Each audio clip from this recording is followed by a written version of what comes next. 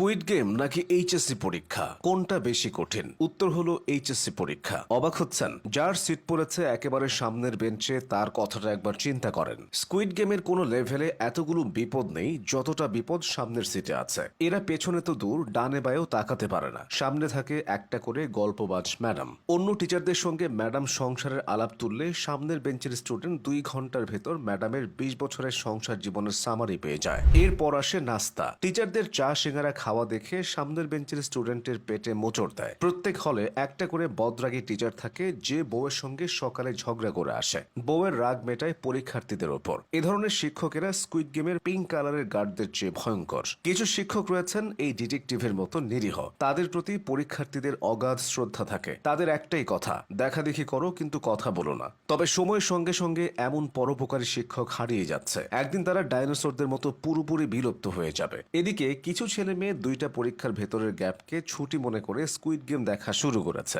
এদের কপালে দুঃখ আছে, কারণ স্কুইড গেম পরিশ্রম করতে নিরুৎসাহিত করে। এই সিরিজ দেখে আপনি একটা জিনিসই শিখবেন, যদি থাকে নসিবে আপনা আপনি আসিবে। এই বাচ্চাকে দেখেন, জন্মের পরপরই সে 100 কোটি টাকার মালিক হয়ে গেছে। এই না হলে ভাগ্য?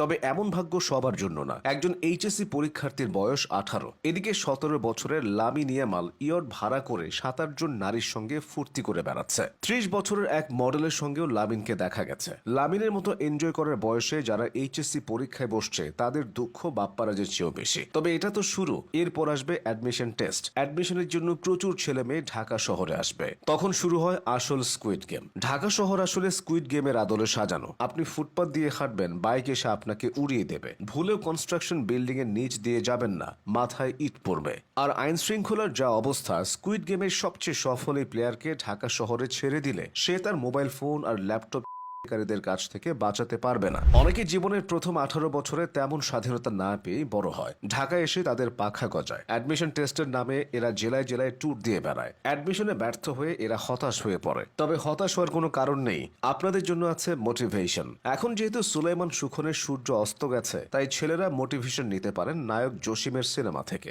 একটা ঠেলা গাড়ি ঠেলে জসিম মাত্র কয়েক দিনের ভেতর কয়েক লক্ষ টাকা জোগাড় করে ফেলতো। তা দিয়ে নায়িকার অপারেশন হতো।